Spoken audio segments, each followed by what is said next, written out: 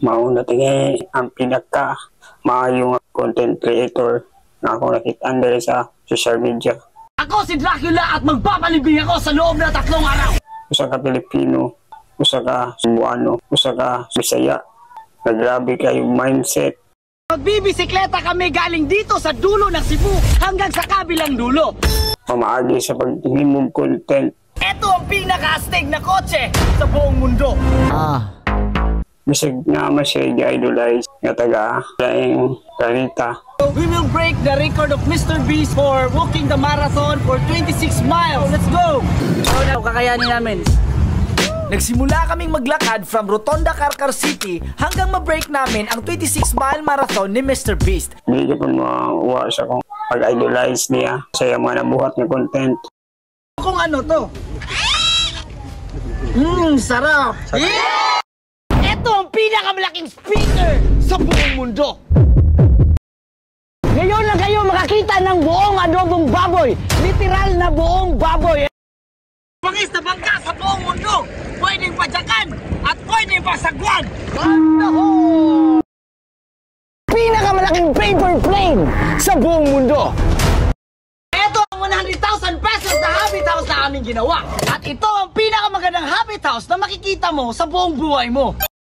Dito kami ngayon sa gitna ng Bohol at Cebu. Gamit lamang ang refrigerator na ito sa loob ng 24 oras. Galing dito sa Cebu, magpapadyak ako patungong Siquijor o kilala sa tawag na Mystic Island.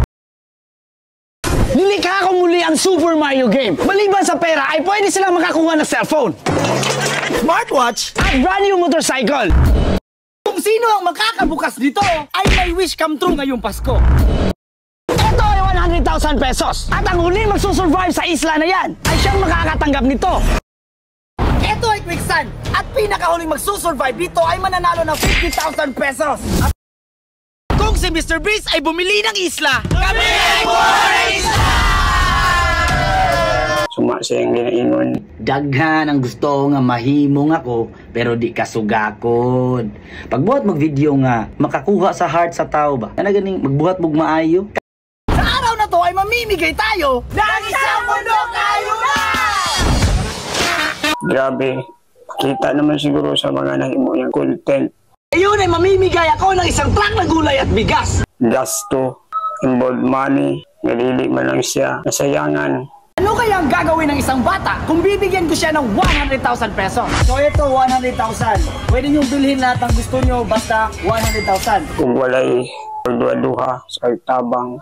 Ito ay 100,000 pesos at ibibigay natin to sa isang pulubi. 100,000 pesos. Kung feeling mo malas ka sa buhay, ang video na ito ay para sa'yo. Maayong spiritfulness. Eto ang pamilya Alesna. Wala na sigurong mas mahirap pa sa pamilyang ito. At hindi ko akalain, sina-appeal ako sa content idol Beatmaster. Paano mo maaabot ang pangarap mo? Ang sarili mong paa ay di mo maitatayo. Sana dapat mamatay na lang ako kasi wala na akong kanang silbi dito sa mundo. Hindi makaligong mag-isa, hindi maka-CR na mag-isa, hindi makakaing mag-isa, at literal na walang magagawa. Pati sa paliligo ko sobrang hirap. Ito ang story ni Ramson, 34 years old, nangangarap na makalakad. Kahit ganun pa man, hindi naging hadlang sa kanya ang kanyang naging kapansanan. Dahil si Ramson ay nakatapos ng senior high school, may kaunting negosyo, at isa sa tumutulong maitaguyod ang kanyang pamilya. Sana ko nga nakadawat sa kabulahan o kung kadako sa iyang nahatag na value. Dili lang value sa usa ka kwarta, value niya sa usa ka higala.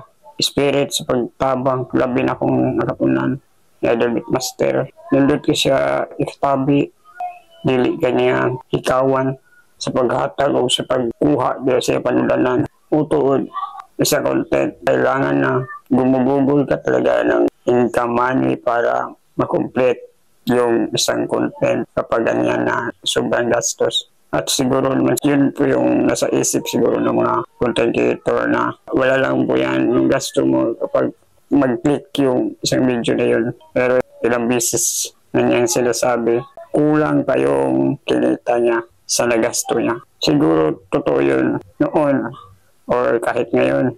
Kahit may marami ng mga sponsor na pinag-promote niya para dagdag kita or dagdag budget para naman sa susunod na mga content.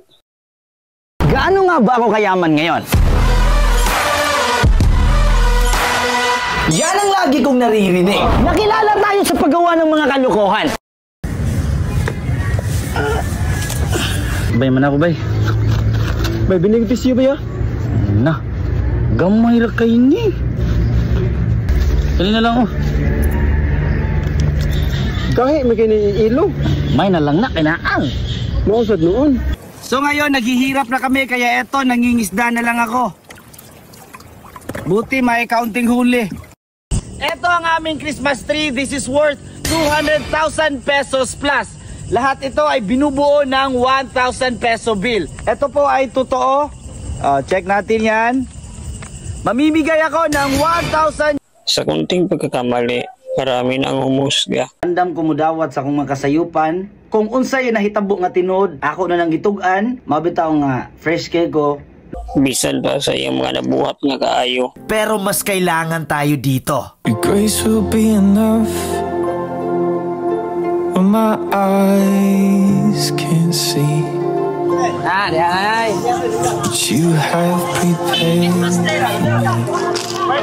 Ang sanilas, ato lang isunod. Pepuli lang ta. Grace will be enough. Sobrang sakit tingnan na may mga batang walang tsinelas. Habang ako ay bumibili halos sa bawat punta ko sa mall. Did you show me if I smoke? Or maybe like Moses. Idol! Kita rin yun. Amo ako to sumagian lang ni.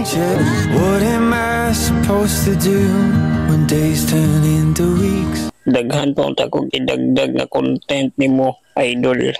Pero kung unsa pagkataas sa full video, dili kaigo sa mga maayo nga content sama sa imong ginaingon nga daghang gustong dili mahimong ako pero dili makatulog.